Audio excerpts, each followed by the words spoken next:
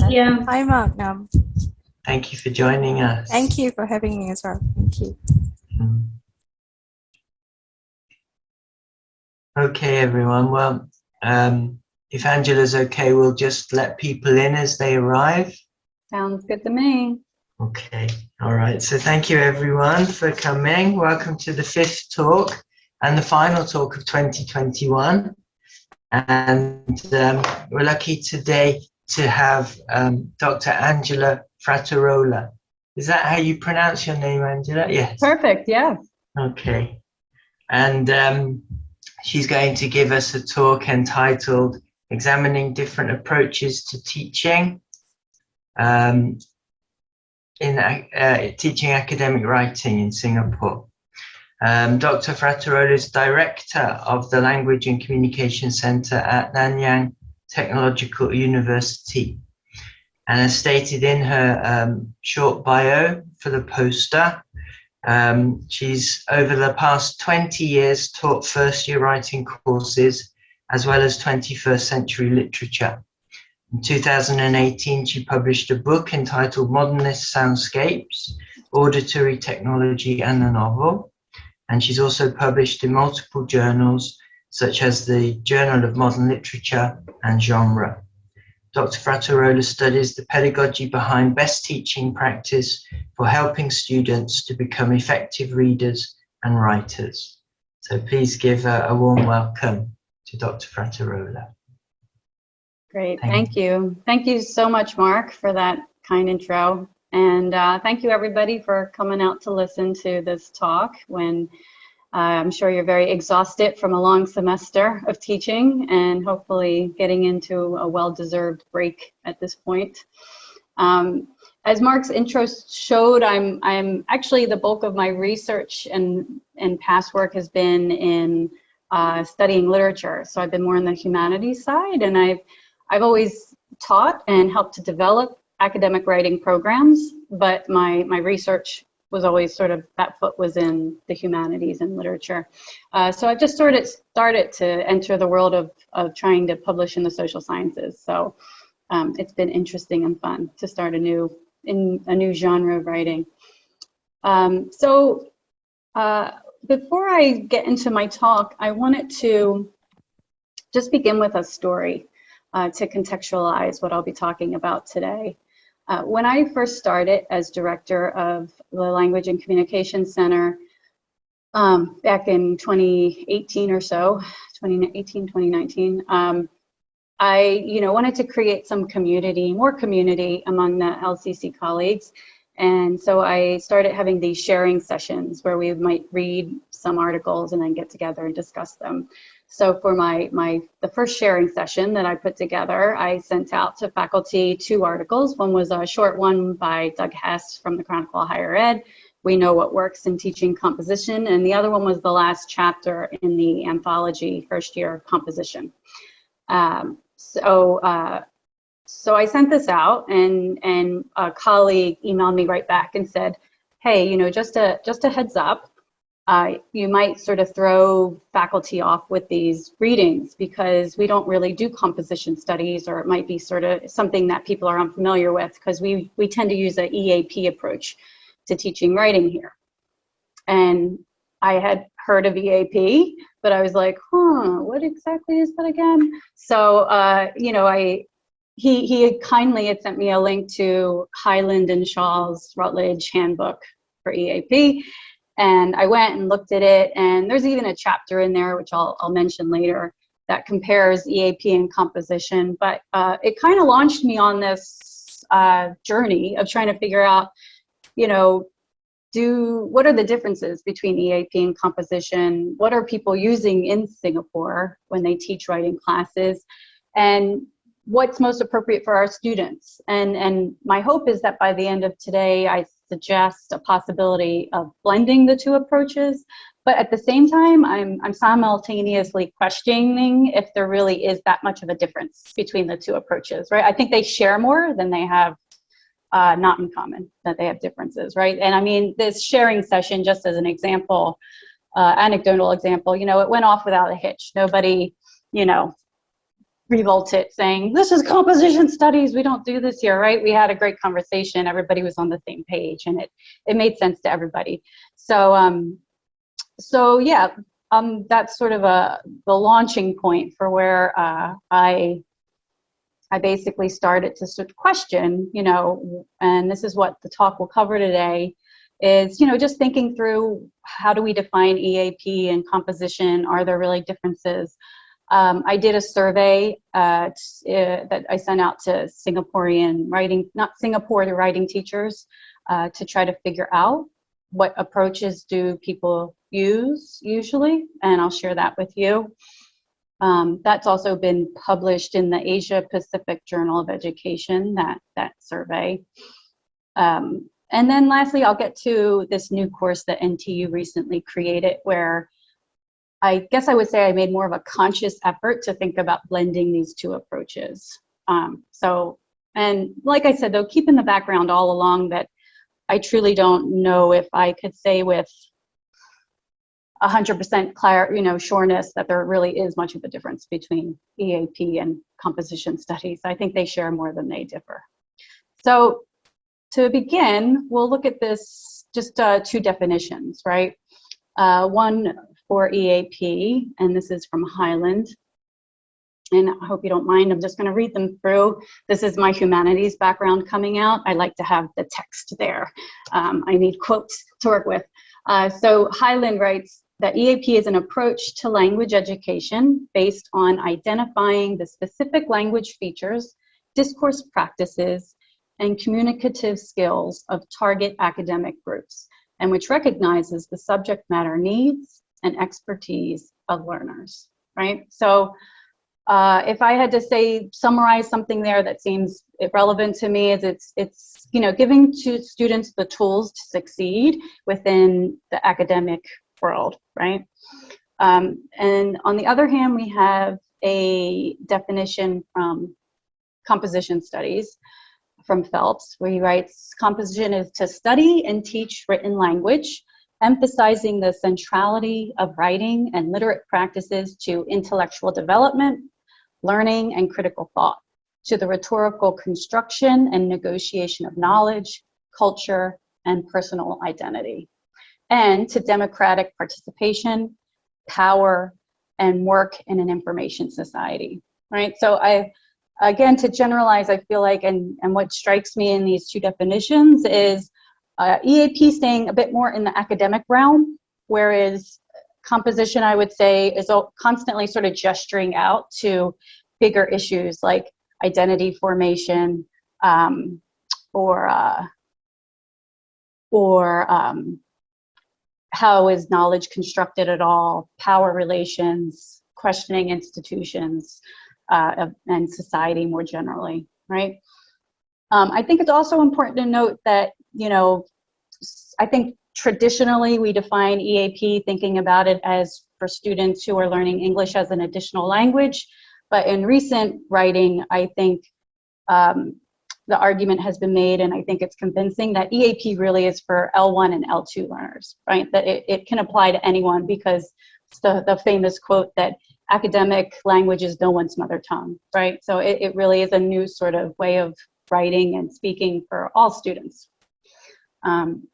So we have those definitions, and I also just want to mention academic literacies, which I don't mean to ignore, but I am going to shelf just for the scope of this talk. Partly also because EAP, you know, developed in the 70s, composition studies developed in the 60s.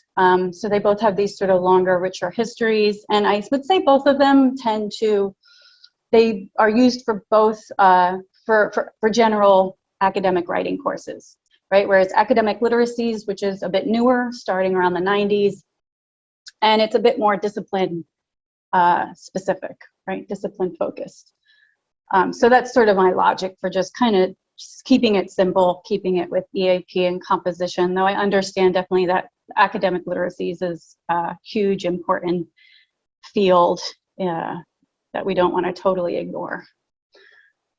So just some research here. There hasn't been a ton of it, but research on that has tried to think through what are the differences between EAP and composition studies. sometimes called writing studies. So this is a chapter from the Routledge handbook that I mentioned earlier. So in that, the researchers suggest that EAP and composition both share a concern for audience, discipline, genre, and transfer. Yet in composition studies, there does tend to be this, they tend to encourage students to take a more critical position or critical view of social, economic, and political institutions. So that's one study. In another study, which is a bit older, and this is the second point here, they actually compared within one American university, they compared an EAP course and a composition course. And what they noticed was that in the EAP course, students were being taught deductively organized essays. So, you know, clear thesis statement with supporting paragraphs with evidence to support the thesis, almost like a 5-paragraph essay. Whereas in a composition course, that same template or form or way of organizing an essay was stigmatized, right? So for this study, they were sort of questioning, well, why are we teaching our EAP students one thing, and then when they move into the composition course, telling them, oh, that was all wrong, right? So trying to resolve that. And then lastly, again, this is from the introduction from that Routledge handbook with Hyland and Shaw. They write, composition studies has seen as its task to help students acquire an effective voice of their own, and beyond that, a particular critical or humane stance, which may stand in deliberate opposition to some demands of the university. Just, I think, an interesting way of putting it, right? So, so again, you know, are there differences? There does seem to be some sort of suggestion of a difference and again, to me, I see this pattern of EAP tending to want to give students the tools to succeed in academia. At the same time, though, this does not mean that EAP is not critical, right? I think there's a whole new wave of research, not even new, it's been around a while, right? Within EAP of emphasizing that students need to learn how to be critical about academic discourse, right? To find out how it positions them as subjects, the power relations inherent in academic discourse, and how it, you know, gets, how it basically engenders a certain type of thinking, right, and hierarchy. So within EAP, there's definitely critical thinking towards academic discourse.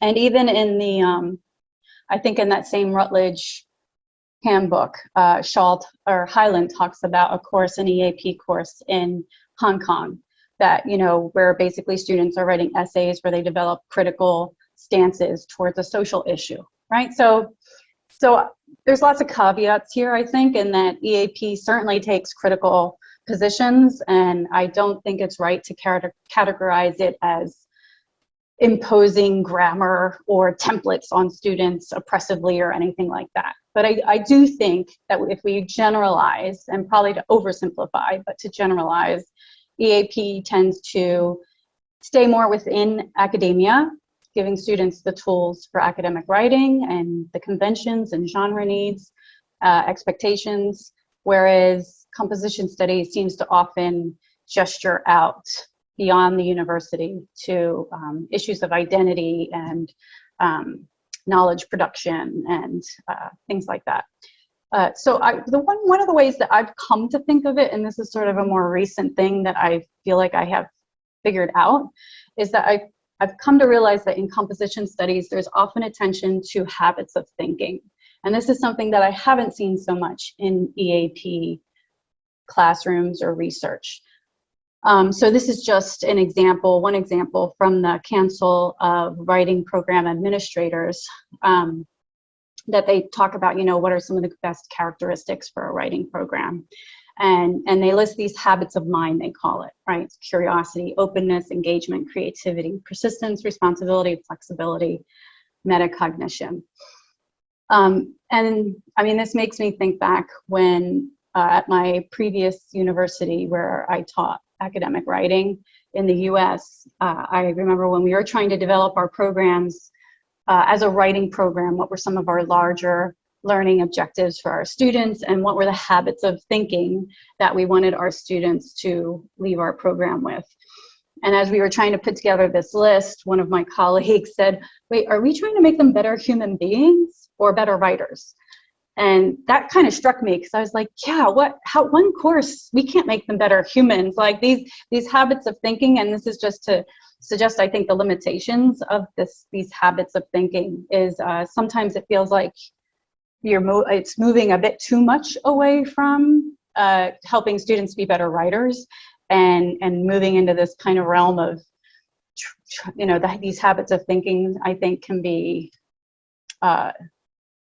complicated, right? So just to complicate that a little bit. But I think to me, that's one of the differences that I have noticed more recently between the EAP curriculum and a composition studies curriculum, is this, in composition studies, you often will see this sort of desire to cultivate certain habits of thinking. And I guess where I've sort of landed down in the middle of this, and you'll see as I move through the new course that we created in NTU here, our new first year writing course, I sort of tried to incorporate both these things a little bit. And I don't know how successful it's been yet, but that was that's where we have landed. So to shift gears a little bit, I just thought I'd give you some of this background research since I have it. Part of my curiosity when my colleague first emailed me and said, hey, we all take this EAP approach, and it might be confusing to colleagues when you keep talking about composition studies. And I also, when I looked around and I thought, oh my God, everybody's from linguistics. That's interesting, because in the US where where I had been teaching for many years, most of my colleagues either had rhetoric and composition PhDs or literature. Actually, there was a wide range, but very rarely linguistics. So I also was sort of like the survey was more about me sincerely trying to figure out what the field looked like a bit in Singapore and learn more about it. So I sent it out to 240 full-time and part-time communication teachers in Singapore, and I got 69 responses. So, and I also have to admit, this is the first survey I ever created and sent out, and I have many regrets about it. It was a learning experience. So the survey doesn't do everything I really wished it would, but I will share it all the same with all of its faults. So when asked, most of the participants who responded did have a linguistics background. And when asked about sort of what approaches that they took, we can see here is 23% said, only EAP, and participants could tick off multiple boxes, right? So a lot of people ticked off combinations. But the EAP is 23% versus, say, composition studies, which was 3%. And then when we kind of add up EAP and all the different combinations, we get probably the largest percentage, which is the 77%, right? So from this, I roughly deduced that EAP might be the general approach of teachers in Singapore. And then this was also another question I had in there about, in the classroom, what are your priorities? What do you spend the most time on? And for that, writing in a clear standard English kind of rose to the top, whereas, using writing as a means to learning or awareness of rhetorical situation, which to me are more on the habits of thinking spectrum, though that could be contested, but you can see sort of here that this perhaps confirms a EAP focus, or a more traditional EAP focus, you might say, in some teaching in Singapore. So, that led me to question our students. Do they need more focus on mechanics than, say, a student in a US classroom? And I can say anecdotally from my own experiences of teaching academic writing in the US for about 20 years and here for maybe about 3 or 4 years. But I also taught literature here at NTU for 6 years before that. I actually don't see much of a difference when it comes to language proficiency between Singapore students and the students I taught in the US. The exams, I think, that suggest also this high level of English proficiency in our students, right? They 96.9% passed their standard English tests. in primary school and internationally. Singapore scores some of the highest averages for the progress in international reading literacy study. That was the last one that came out. There's a new one about to be coming out soon. And also researchers have sort of noticed this, right? That Singapore students don't seem to be traditional EAP learners. There was one researcher, it was great, she called them L1.5, right? They're not really first language learners, they're not really second language learners, they're maybe somewhere in the middle or between that, right? Or they're English knowing bilinguals is another way that some researchers have put it. So just to recap kind of where I was sort of trying to figure out as I was working, you know, with the Language and Communication Center at NTU and looking at our curriculum, I was trying to figure out, you know, what are the typical ways that people teach writing here in Singapore, and what are our students' needs? And when I looked to, when I first got here, the first course I really looked closely at was our first level communication course for humanities and social science students, right? Which was a smaller group. It was only about 700 students. And when I looked at that course when I first got here, I thought, this does seem more like traditional EAP, or what I might think about as a traditional EAP course. The students wrote essentially like a thesis-driven essay where, you know, you had a thesis and then some paragraphs that supported the thesis, and then one maybe counterpoint paragraph, and then conclude it. And then most of the units were very clearly either focused on mechanics or genre conventions of academic writing, right? So that was the first course that I tried to really revise and experiment with to see how we might change that. And then after we talk, I'll talk a little bit about that course, but then I'll move into talking about the new course that actually replaced this first one. After we did all this work revising that first level course, we were told, okay, all those first level courses are gone. They're all going to be replaced by this completely new what do they call it? They called it the Interdisciplinary Collaborative Core. That's NTU's new big initiative. So all of these revisions got thrown out, but they were helpful because I did a lot of focus groups and surveys on students after we made these revisions to get a sense of what students were thinking about them. So this just sort of lays out some of the changes. I mean, one of the biggest issues when I started at LCC was the teaching loads were just way too big. So teachers couldn't really give feedback to student writing, except for like final assessment type feedback. And they also couldn't really assign a ton of writing, because if you're teaching, teachers used to teach 150 kids a semester. So if you're teaching that many students in one semester, you can't really assign a lot of writing and give a lot of feedback to writing, right?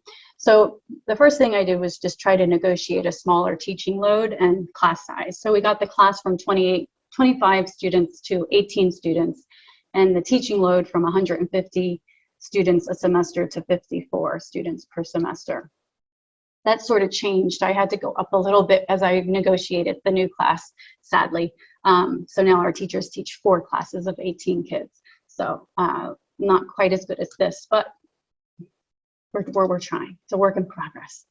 But yeah, some of the bigger changes though that I made was, instead of this sort of thesis-driven essay, students instead started doing essays that were driven by questions. So inquiry-driven sort of essays, right? So the students in that course wrote 2 essays. The first one was, they picked a place in Singapore, they went and observed it, they gathered lots of data, they did some analysis, they came up with a real question, something that they didn't have an answer to, and then they eventually went and find sources that could help them respond to that question and build an argument. For the second one, it was a very similar sort of setup, but they were given a written text as their primary text, and they analyzed that and then came up with their question and eventually went to sources to develop an argument. I was trying to force a shift into our students to sort of defamiliarize the way that they're used to writing. So a lot of our students, when they came in, I found that they their way of writing an essay was that you'd give them a topic, they'd think of an argument, and then they'd go find sources that could help them prove that argument. Right? So I kind of took away thesis from them, and we still explained what a thesis was because professors will want a thesis, but we sort of took that all away and said, no, you have to, first just steep in your primary text, whatever it is, a place or a written text, and do that analysis and come up with a real question, something that you don't have an answer to, and then slowly kind of build your argument. So the idea is that through the process of writing itself, by the time you're done this assignment, you should have an idea in your head that you didn't have when you started, right? So if you're coming up with an argument, a thesis, and then just finding sources that prove it, then you're not actually figuring anything out through the writing process. So we were sort of trying to force them into a different way of thinking about writing, where they started with a real question, and then the goal was to develop an argument through the process of writing. So that's that second point there, which was slowing down the writing process and using writing as a tool for thinking. And part of that was having these scaffolded, ungraded, low stakes writing exercises, we called them, throughout. So for each essay, each of the 2 essays the students would write, they would do 2 ungraded, low stakes writing exercises, and then 2 drafts, and then the final essay. So it was a lot of writing. But just to kind of give you some background on this writing as a tool for thinking, which has become, I think, more and more important in my approach, the curriculum for this new course that we've been teaching at NTU. Just a little bit of research and background on that. Like, of course, we've always known that writing can be good for remembering things and for digesting information, right? Writing it out. But there's also this aspect of writing as actually engendering new thinking, right? Like that when you force yourself to externalize your thoughts into written words and into new sentences and structures, that you actually figure out what you're thinking in that process, right? So writers use writing to generate knowledge that they didn't have before. Writers discover what they think not before they write, but in the act of writing. So this was an experience that I wanted to somehow, I don't want to say force upon my students. It's an experience I wanted to gift them. I wanted to have them have this experience of writing.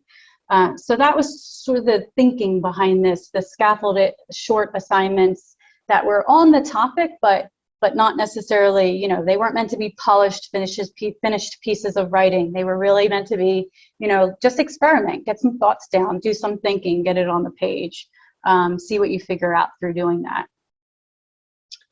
So we did some focus groups and surveys, and this is some feedback from the teachers that I wanted to share. And again, this is for this new course that has kind of disappeared anyway in NTU.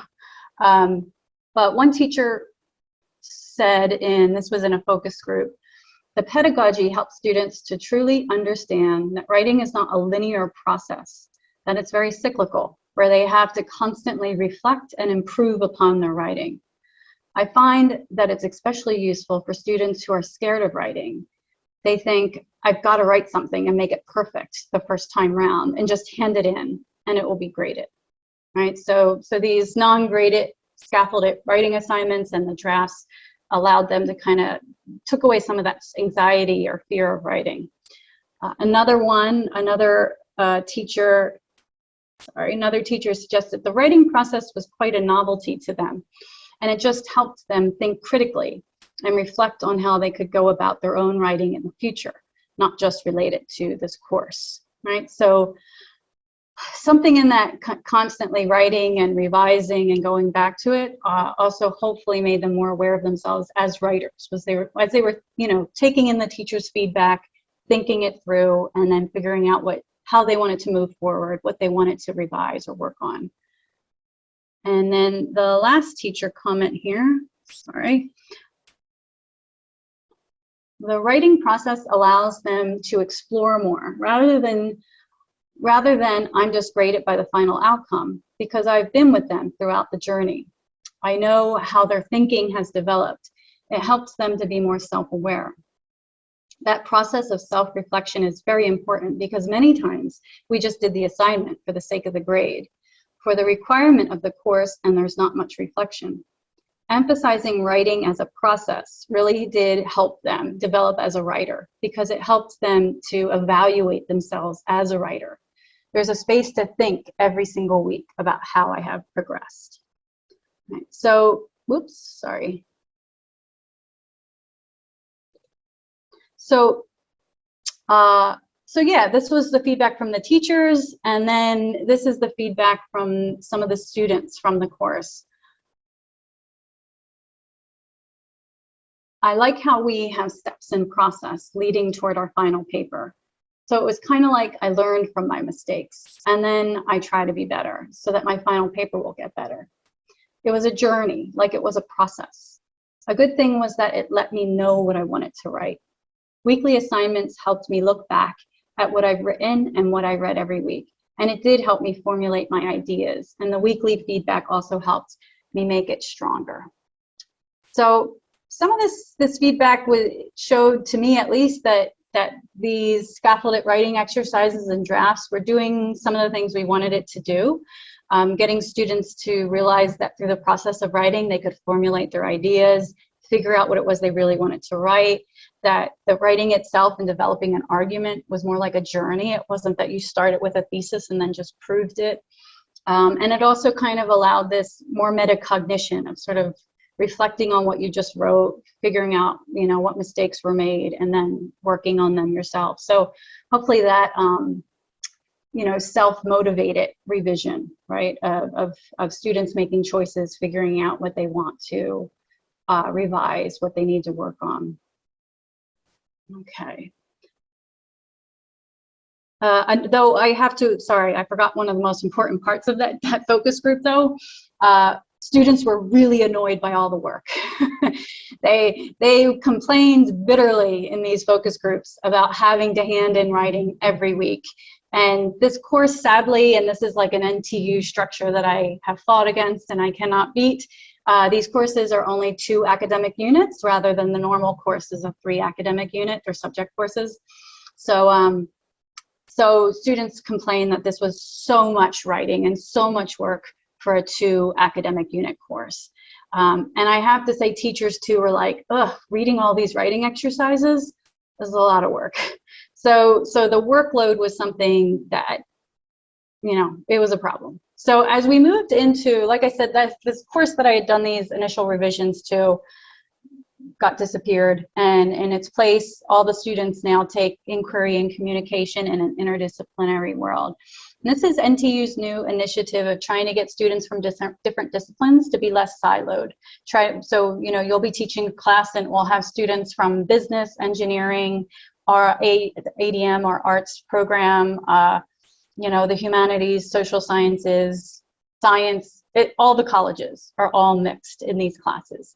So considering how bitterly students complained about all the writing of the other course that I had revised, and also considering that we were going from working with humanities and social science students only to now the wider student population of NTU, I basically just cut the writing in half. So we decided, you know, me and a team of LCC colleagues kind of sat down to design this course, and kind of took the other course, but just cut it in half. So students just wrote one final essay.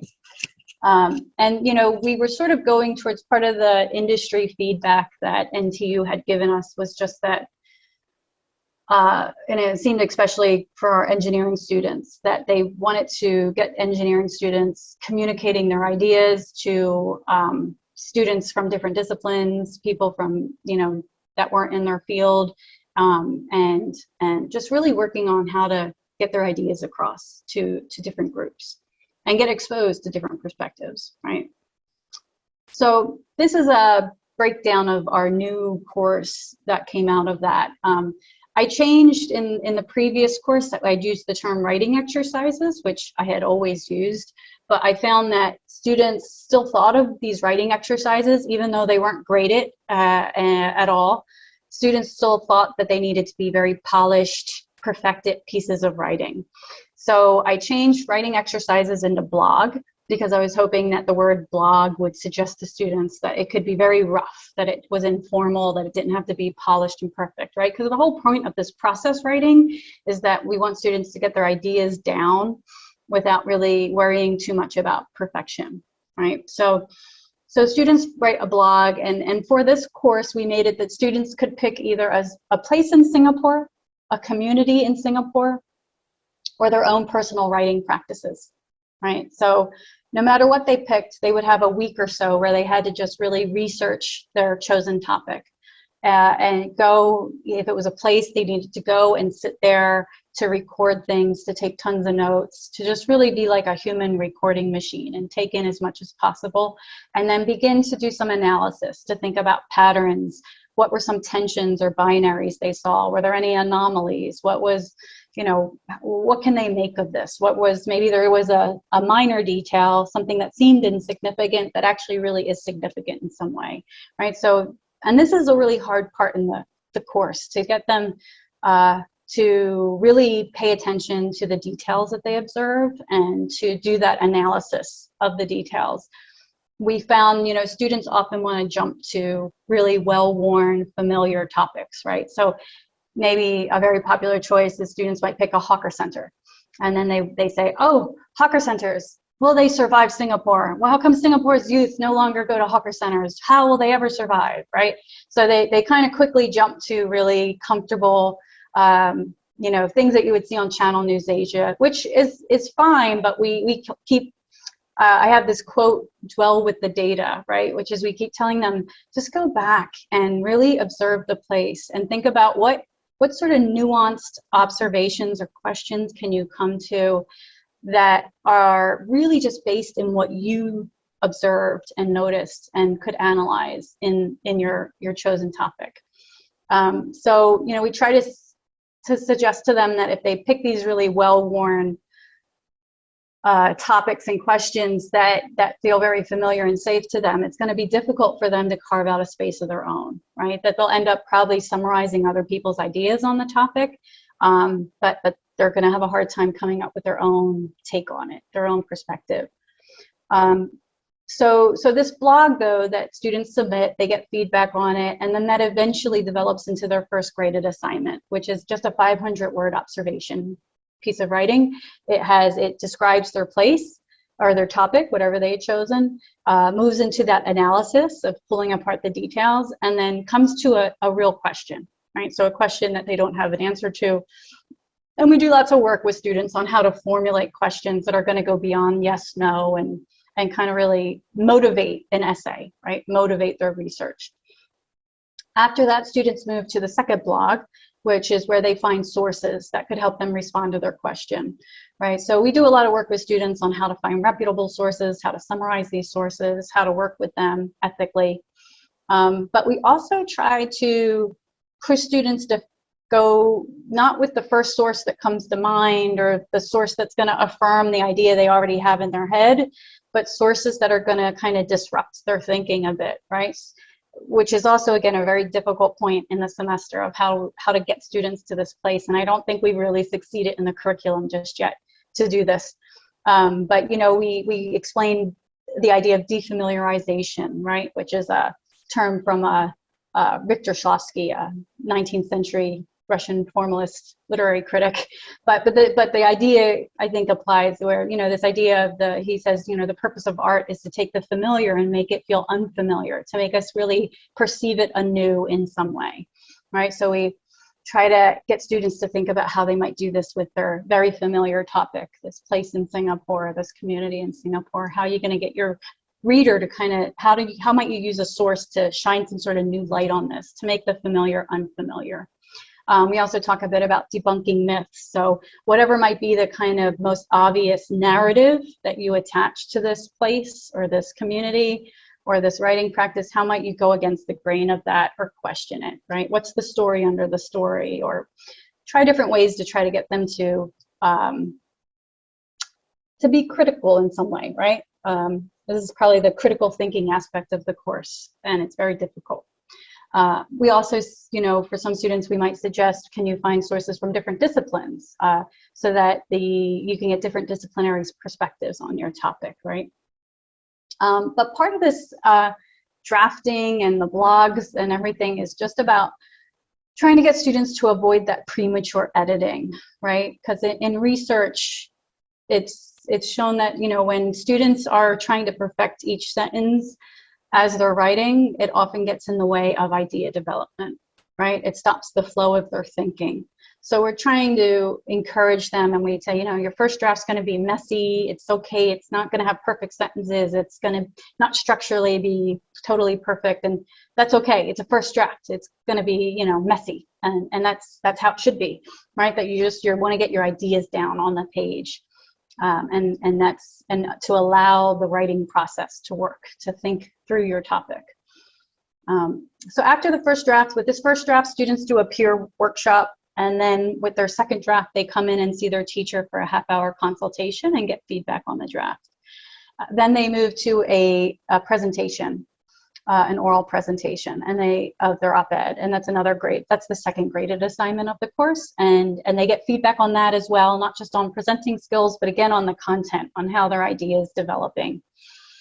So the hope is that we have more of a feedback loop in this course, right? So rather than assessment being or feedback being, a unidirectional assessment, with a final grade, but instead the most feedback students are getting is throughout the writing process, where they can really respond to it, and it's more of a dialogue, right? A literal dialogue when we actually meet one-on-one with the student and talk about the draft, but also even just in the decisions students make. They get your feedback on the blog one, they decide, you nudge them in one direction or you ask them a question, and then they respond to that as they move forward in their assignment one. So there's a constant back and forth, ideally. And then, sorry about that. And then finally the op-ed. Right, that's the final assignment. We call it an op-ed, which is short for opposite the editorial page, partly because we're aiming for the spectrum of authenticity, right? That students aren't just writing an essay for a teacher to grade, but that they're writing something that the class will definitely be reading as they do peer workshopping. And also we encourage students to take their final assignment and to send it out to maybe an online platform or see, to think about the possibility of actually getting it published. And then in LCC2, we've just started an internal, a journal called Pioneer Road, where we publish exemplary essays from all of our classes. But we also suggest to students that their op-ed could possibly be published in that. So the idea is to really get students to think of themselves as writers and not just writing for a grade, but potentially writing for this wider audience beyond the classroom. And there's also, this is sort of an odd endpoint, but one of the things that we try to do in this op-ed, which it's honestly not a typical op-ed, I have to clarify that. It's not like a typical op-ed you'd read in the Times or something like that. It's a bit more exploratory. The op-eds our students write. They use sources, which not most op-eds won't, really use sources. And one of the things that we ask our students to attempt to do in their op-ed is to put their sources into conversation. So to think, as they finally decide on their two sources, which probably have changed. Usually students in blog 2, they pick two sources, they pick a couple sources they think might work. When they start to formulate their draft, they realize one doesn't work at all. They throw it out, they get a new one. But in the end, we're asking them to figure out if their sources can kind of talk to one another in some sort of way to help them develop their argument, right? So the idea that as you put these sources together, something new will come of it, some sort of new thinking will come from that.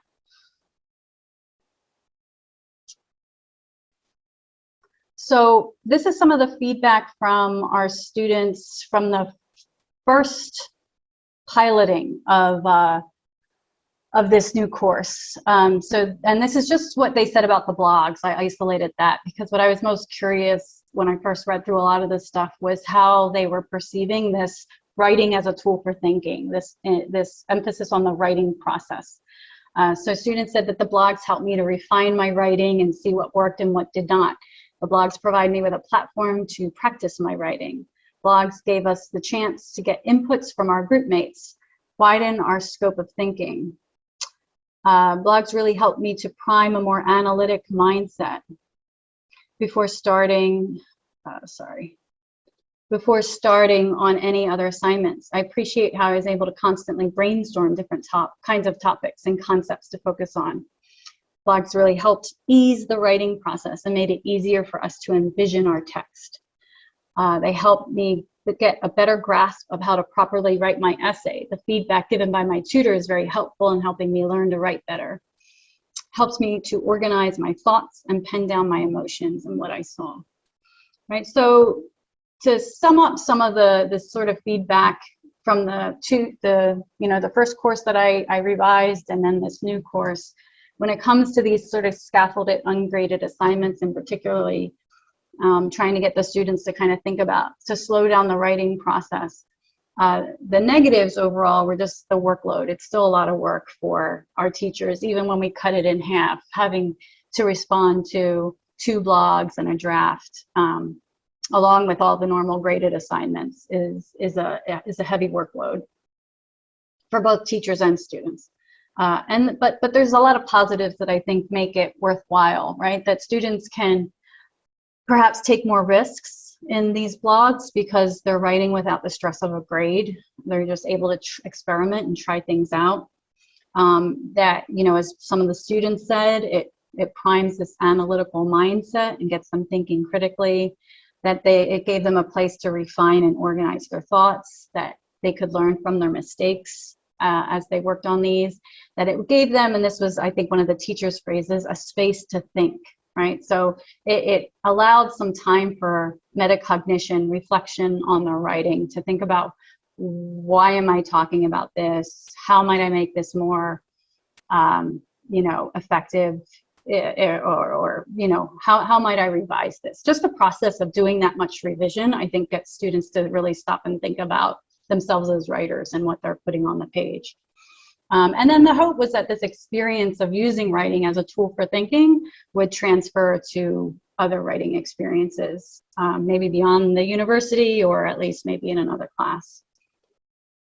So this is my last slide to just sort of sum up, and I still have this question mark here about blending EAP and composition, because I don't know how different they really are. I think you can make arguments that they're not very different at all. And like I said, they share more in common than they have apart. But in this new inquiry and communication in an interdisciplinary world, in that course, we tried to sort of blend, I think, the more practical academic skills that students will need, right? So that's this first box: analyzing texts, finding reputable sources, quoting and paraphrasing from them, summarizing and reflecting on texts, presentation skills, what makes an argument, and structure, right? How should your essays sort of flow and transition? We don't have time in the course right now to talk about like key terms and how key terms can be used to transition and stitch together our ideas, but I think we do need to work that in. Students need that. But then we also have what you might call these more habits of thinking influences in the course, right? So the idea of having students write from a question rather than a thesis, the hope is that shows them that, curiosity really is at the root of all of their research and their work. Or cultivates curiosity. Students often comment in their feedback on the course on how it forced them to not jump to preconceived ideas, which I think is also related from this not writing from a thesis. Because I think they're used to, being given a topic and then they have to come up with some sort of a thesis and then they have to go prove it. So when we say no, don't do that. Just dwell with your data, right? Just sit and keep thinking about it, and don't jump to any sort of arguments or ideas just yet. You won't do that until first you got to come up with a question, and then you got to get some sources and think through it more. So that kind of being open to uncertainty, to writing and not really even knowing exactly where you're going just yet, at least in that early drafting stage, to be comfortable with that. also this idea of kind of using sources differently, not just to back up what you want to prove, but to complicate your thinking. I feel like that again kind of relates to that being open to uncertainty, being open with even conflicting points of view more. And we try to get them away from having this idea of argument as like a point counterpoint structure, and instead arguments being more of like a constellation of different concepts that come together to form something new, some sort of shed a new light onto a topic. And again, that's sort of the next point there, the defamiliarizing or shedding a new light on your topic, which is really challenging for any writer. So it's a big ask, that we put students in this position to try to do this, but some succeed, and I tell my students that, the goal of this course is that you're going to have an idea in your head that you didn't have when you started it, right, in terms of your writing and your research topic. And it seems like for a lot of them, they do feel like they get there. And then lastly, which really isn't a habit of thinking, but I sort of put it in this category because it's abstract, is this using writing as a tool for thinking, which, like I said, I feel like is the backbone of this new course that we've put together. And we're explicit with students about it. We tell them this is why they're doing all this writing, these blogs and these drafts, is so that through the process of writing itself, they can figure out what it is they want to say, right? And it's, not a magical discovery. It's they've been putting the work in, doing this research, doing the thinking, steeping in their data, doing the hard work of analysis. But that when they sit down to write, then the writing process itself will allow them to really begin to formulate and figure out their ideas, right? So I believe that is it for me.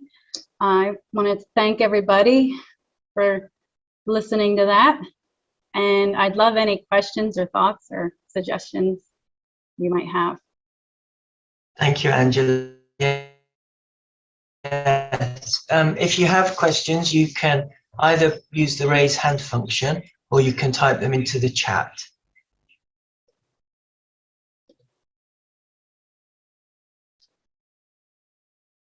Any questions for anybody?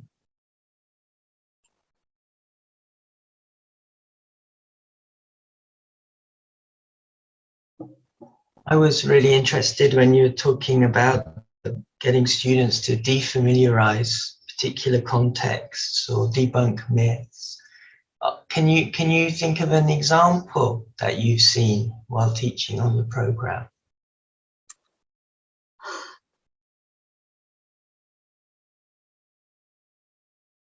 I mean, when we were teaching that activity with students, we actually had a research article that we share with students where researchers had people eat popcorn with chopsticks. And some people ate popcorn with chopsticks and some people ate popcorn just with their hands. And then they, surveyed the participants. And the finding was that people who ate the popcorn with chopsticks enjoyed the popcorn more. It tasted better to them. But then the second time they did it with chopsticks, it wasn't quite as good, right? So this idea that that the novelty, the unfamiliar way of eating the popcorn enhanced their experience of it. So we try to give them examples of it, though honestly, students find this really I find it really difficult. I mean, we sit and we have discussions of like, how can you, especially if students working with like hawker centers or parks in Singapore, right? They always want to go to the most familiar sort of questions and ideas, how can we conserve nature and yet still develop in Singapore, like urban development, right? So it's really hard part of it is often the defamiliarization and I don't know if this is really using the term in the way it means, but it's just when we go back to their blogs and we look at what they really observed. And there's usually something interesting there that they just sort of ignored because it doesn't really fit with that larger narrative they wanted to jump to, right? Like I have one student working on parks, and she talks about seeing a bunch of people smoking somewhere, and it really upset her to see these people smoking cigarettes in the park. But she didn't, as she moved forward, she just kind of put that aside, and she went towards the urban development versus conservation sort of argument. And I was like, well, these people smoking, they really upset you. Why what's up with that? Let's talk about that. So it's more just like taking rather than taking that kind of most familiar lens to see it, like, let's get you back to your data. What was something interesting there that might actually be not the most familiar approach to it, but something that could make us think about it a little differently, that's specific to you. It really seems like a kind of grounded theory approach that you're asking the students to take. Very, very inductive reasoning. Yeah. Do you find that with, the more kind of science focused students that it's hard to take on that kind of qualitative approach to research rather than hypothesis testing? Yeah, it is for sure. And like, this was when NTU was first having these discussions about this new interdisciplinary collaborative core. I kept saying, like, are you sure this is the right fit for Singapore? Because, our students streamline so early. It's not like in the US, when you get students in a first year composition course, they've been writing essays, they've been, they've taken all the subjects continually throughout their schooling. So to ask them to suddenly write, a 6-page essay, they're like, oh, whatever, they've been doing it. But I've encountered so many engineering students or science students, and they say, what? I haven't written more than, teacher has asked me to write more than 500 words in the past 2 years. Like, what's this about? Well, and then they've been set up to come into university thinking they're going to get the practical skills for their profession. So there's a lot of resistance. So we have to do a lot of selling of the course. So it's not even just like that it's difficult, but that it's, on some level, almost feels a little unfair to be like, to suddenly throw this out to them and say, hey, now you're going to write this op-ed. It's going to be 1,500 words and you'll be okay. But that's what I think another part of that very slow scaffolded process is, that they do feel like their hands are sort of held. They have to do a lot of thinking and work on their own, but they're really guided through the whole process. But it's difficult. But I'm always surprised, that my engineering and my science students, I think, have written some of the best papers I've gotten. Yeah. I think that's the same in my experience as well. We have a question from Letitia Monbeg. So she says her mic's not working, but thank you for such a interesting presentation, such a rich module. As students move from genre to genre and from register to register, what do you teach them? Do you tell them about generic structure linked to their purpose, to language patterns that are common in a research paper, but not in a blog or an argument like an editorial? Is this then visible in the assessment? That's a great question. And it's something too that other teachers have been concerned about how we handle the different registers and the different sort of language patterns that are used in the different genres. Right now, the course doesn't address it much. I think we still need to figure it out. And honestly, I think because of my background, it's not like something it's not my forte. I think I need to call on my applied linguistics colleagues to help me figure out like better ways to work that into the curriculum somehow. But right now it's honestly really not dealt with. And I think because for me, the blogs are just, honestly, I don't care if they write something that looks like a blog. I mean, people don't really even seem to write blogs anymore much, but like, I don't even care if what they're writing really looks like a blog. I just want them to understand that this is informal, that this writing they're going to do now, it's exploratory, it's not polished. And I do think, students at NTU will take a second level communication course that is discipline specific. And my hope is that in those courses, they'll deal more with the specific academic language and patterns that they are specific to their genres, the discipline that they're working in. So for me, that sort of opens this first course up where we can really just try to get them to think, like to have that experience of struggling to develop an idea and not pay as much attention to the patterns of language and that stuff. But it's difficult. I don't. Can you hear me? Yes. Oh yeah. Okay. Oh, that's good. Yeah. No. I understand the challenge within one, short module. How do you address? So you're obviously very concerned about the metacognition and experimenting with the process of writing. And so, yeah, I'm just wondering how we balance those elements. And of course, we can't fit everything and we can't do everything. And I think what you're saying is very right, that what we bring into the module is will end up maybe being the strongly weighted element. So if I design a module like yours, I'll be probably more concerned with the genre and etc. But I'll probably care a lot less about the writing process and all that. But I agree it's equally important. So yeah, it's really interesting. Thank you. Yeah, thank you. We have another question, Angela, from Paolo Sandicho. He says, thank you very much for your informative presentation. I'm interested to know if there are also attempts to give opportunities for students to connect their research to their courses or degree programs, since you have students from different fields.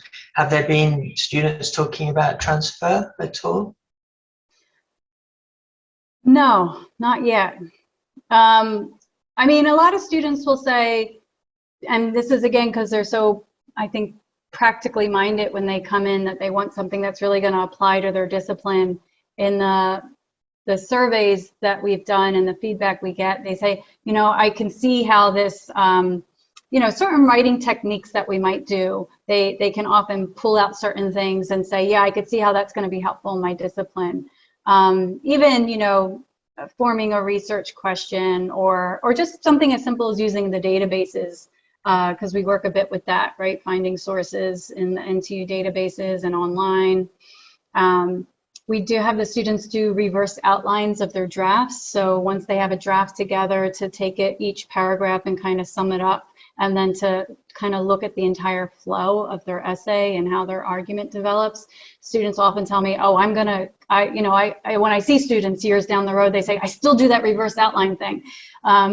So there's certain skills I think that students do pull out, though I think they're often a little wary about, like, is this really preparing me for my discipline, right? And I'm often torn about this. I want to give them the tools to succeed over the next 4 years, but I also know you're probably not going to be a scientist when you get that BA in science, or you might not be a historian, even though you're getting a degree in history, right? So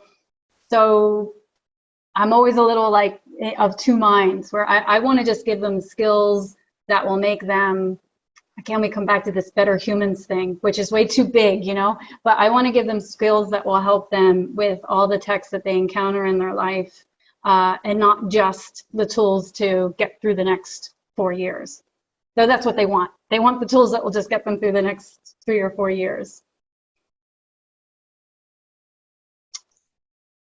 Any other questions from people?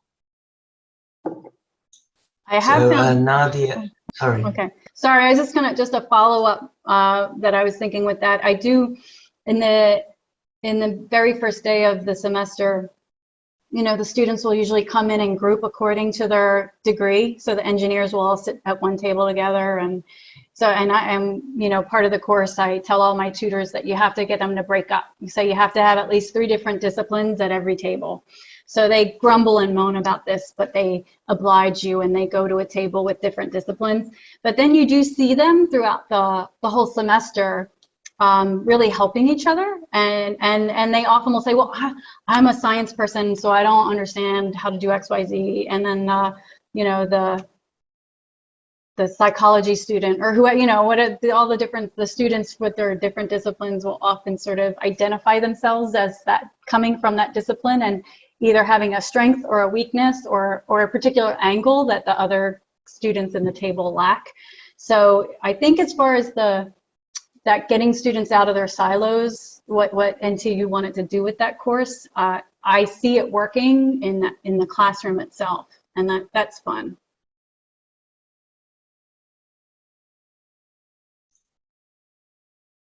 Any questions? So we have one comment from Nadia Patel. I think it was before she left. She's at the Singaporean Institute of Technology. So she says she loves the push to make thinking more visible, either in the writing or during consultations. Make thinking, thinking more visible.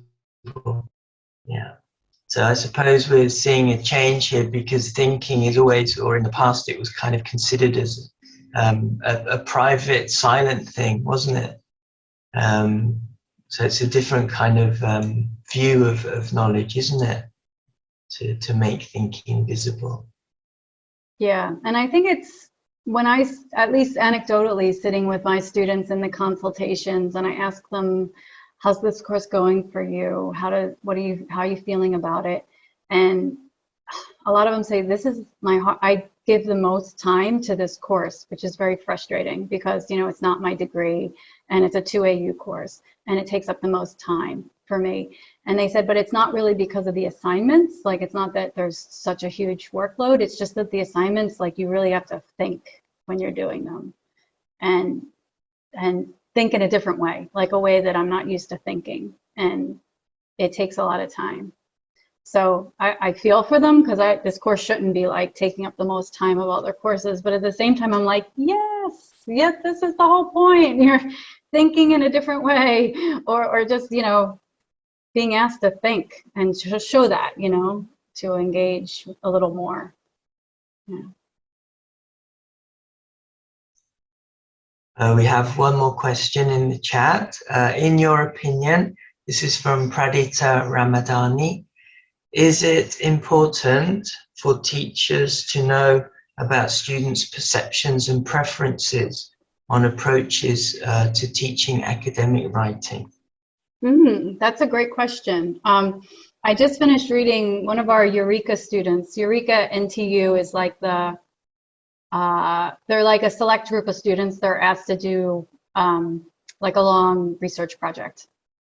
So one of my colleagues was working with a student on a Eureka project, and this student did some surveying and assessments of one of our other courses in LCC. And the student, she's an undergraduate student, but she came down pretty decisively on the idea that we need to be teaching students the academic conventions, academic language patterns. We need to be more mechanics and like nuts and bolts kind of focused in teaching students how to engage with academic texts, how to analyze them and understand them, and then also how to write in those academic conventions that they're going to be expected to do. So it was interesting, because it really was pushing back against this sort of more, you know, I just want, you know, to get students to think and to use writing as a process for thinking or a tool for thinking. And so, I mean, that was one student's perception about her clear preference for how academic writing should be taught. Though I don't think I have really surveyed students more widely to find out what they think they need. One of my colleagues, before I got to LCC, did a really cool like symposium where she got a couple students and some professors together to talk about what are, you know, how can an academic writing course really fit the needs of the students? What do the students want out of it? How would the students design the course? And again, it was very practical. It was like, you know, we just want to know the formulas that are going to get us those A's. That's perhaps an unfair assessment, but that's what it often feels like to me. And I mean, I can't blame students for wanting that, right? We want to know how to write these academic papers that our teachers are asking us to write, and how to do well in them, how to get A's. So a lot of the times, the things that we're teaching them in this new communication course, again, it takes a lot of selling and like a lot of explaining of how these skills, while they might not seem explicitly practical, that they actually are the things that need to be going on in the background, right? So knowing the rhetorical forms isn't going to really help you if you don't know the thinking that's going to fill out those forms. Thank you, Anuja. Does anyone have another question?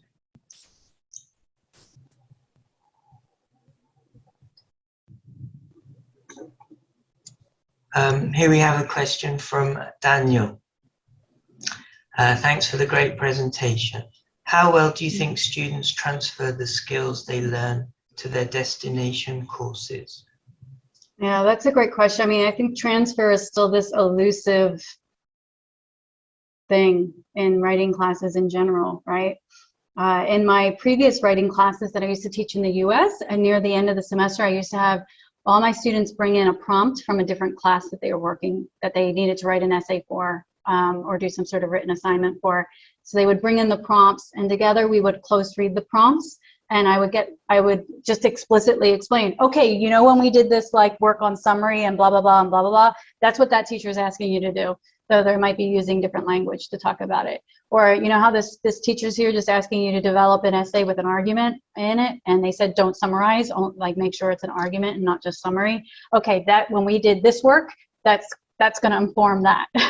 So I tried to take a really like hands-on approach to really just show like, you see this skill when we worked on this? This is what this teacher is asking you to do. Though, you know, in the feedback that I get from my students, and I think this is part of the, we have 2 moments in the semester, about midway into the semester and at the end of the semester, where we ask students with their assignments to give in a reflective letter.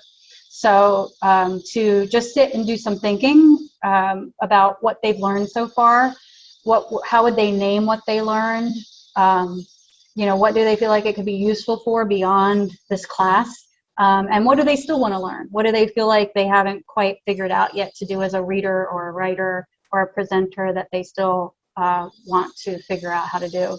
So to me, those moments of like just stopping and stepping back and thinking about it's metacognition, right? To name what you're learning and to think about what it might be useful for. My hope is that those facilitate transfer more easily. And the final reflections from my students, I do often get them saying, oh, you know, I could see how this is going to be helpful in my science classes, or I can see how this would be helpful in you know, my discipline specific writing. So they do seem to be able to make that connection. When they're in the thick of the semester and having to do that work, will they be able to go back and think back to our class? That I don't know, but they definitely can see, I think, how it would connect. Yeah. I was interested to see how the final draft is, you know, the op-ed.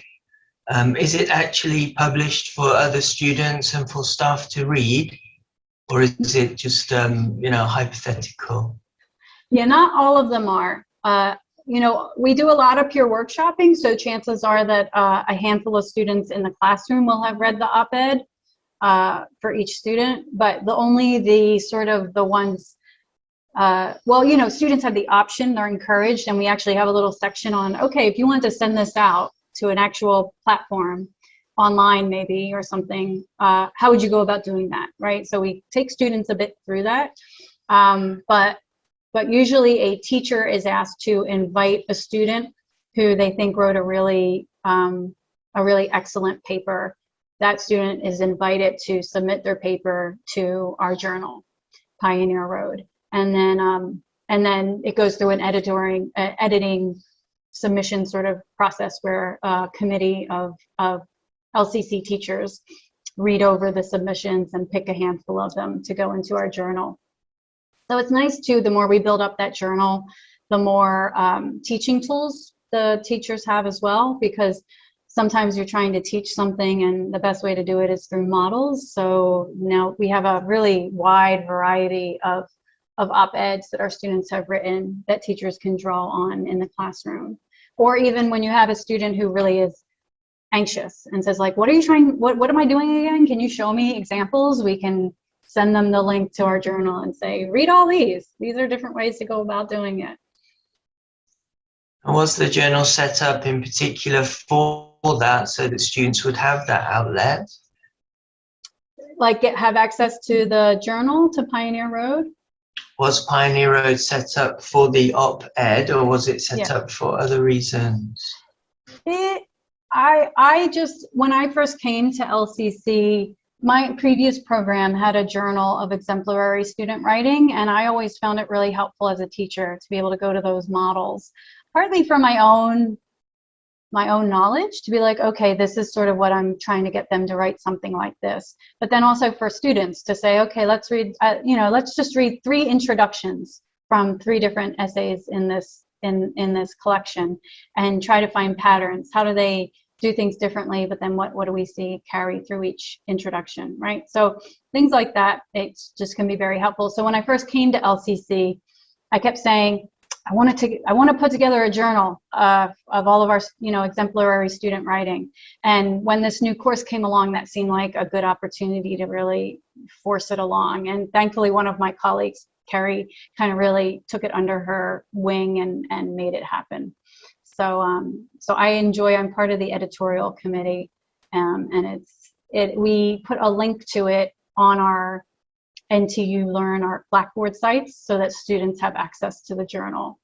But it's online.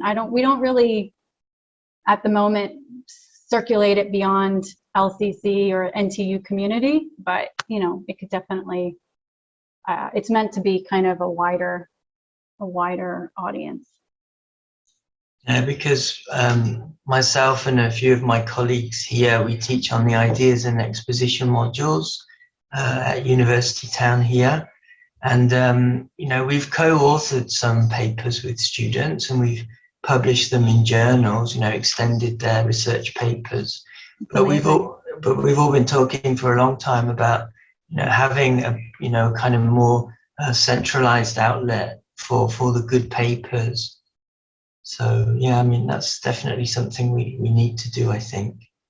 Yeah, I think it's a good teaching tool. And I think, like I said, it eases anxieties for certain students who really just want to see examples before they go off and try to do it.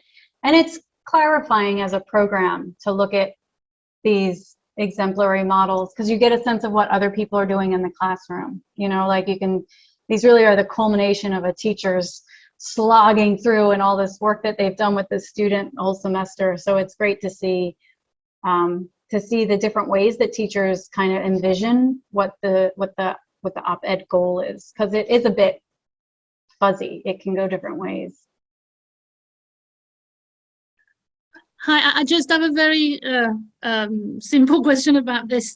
Do you then do quite a bit more editorial work on the students' text in order for them to go on that platform, or is it just picking up the best ones and putting them there? That's just for us actually to know. Yeah, we do when the article submissions are first read. Each reader is asked to give.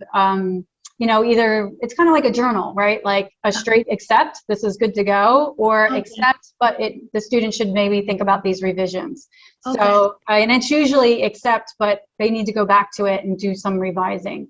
So there's usually a final sort of revising, and the editor in general, I think Carrie tries to keep a light hand on it. She doesn't really rewrite or tweak the essays too much, but we do ask the students to go back to that essay now that they have a bit more space and time, because it's usually during the break, to take the suggestions of usually it'll be 2 readers for each essay.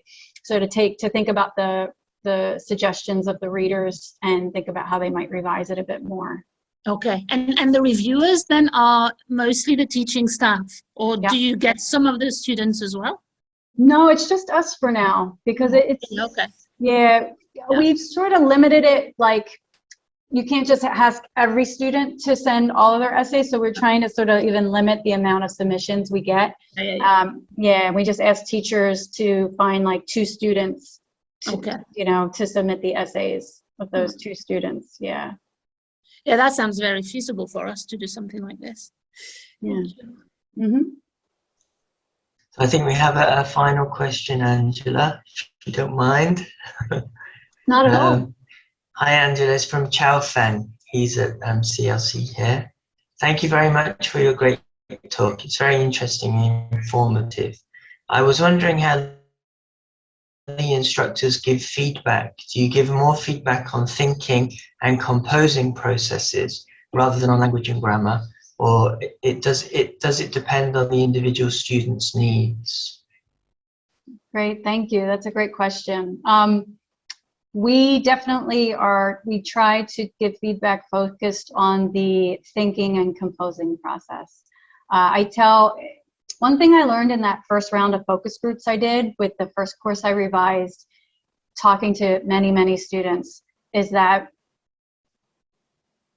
without guiding my teachers a bit on giving feedback on how to give good feedback, that it almost felt like a waste of everyone's time, because there were some students who talked about only getting feedback on grammar and how upsetting that was for them, right? Because they saw their friends getting feedback on how to make their arguments more complex, or like, you know, really feedback that was pushing them and questioning their ideas and really engaging with the ideas. So that then the handful of students who were getting feedback that felt more just grammar and like, move this paragraph here, or this needs a topic sentence, things that felt more mechanics, the students were upset. They felt cheated. They felt like they weren't getting the full experience.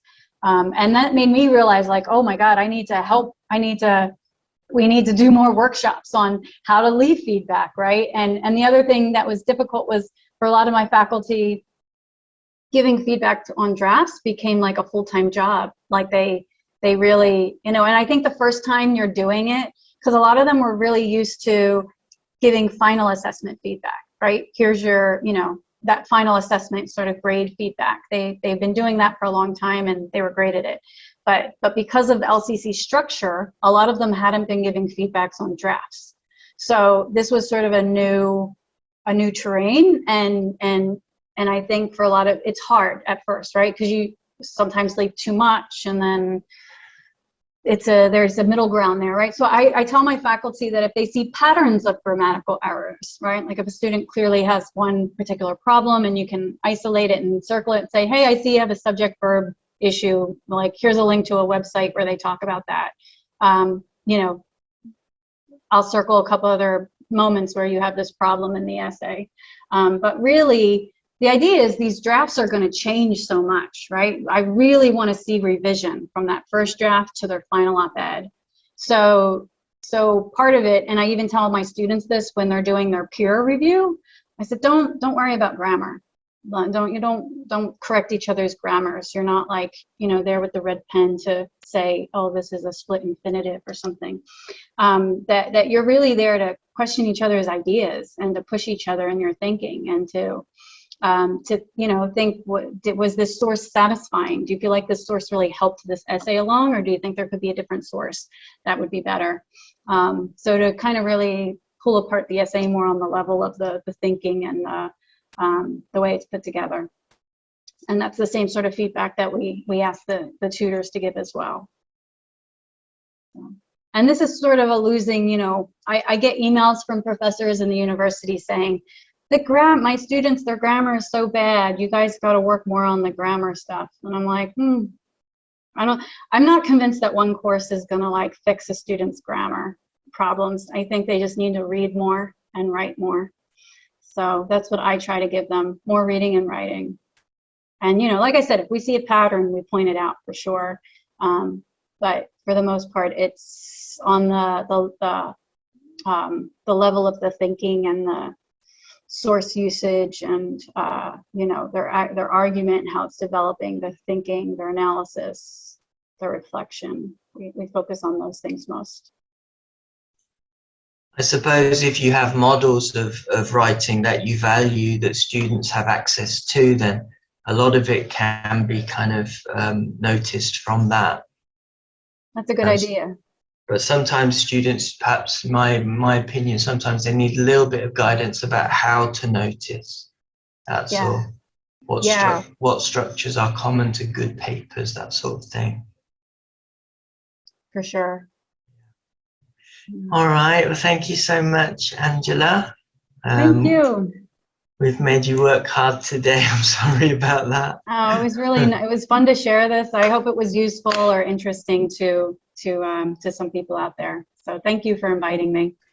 Thank you. So we've already sent a small gift of appreciation, a book token. Yay, so we hope you can find the book you like with that. Oh, I got one in mind already. And thank you to everyone to have joined us. I hope you found it interesting. And we'll see you in 2022 for the next one. Great.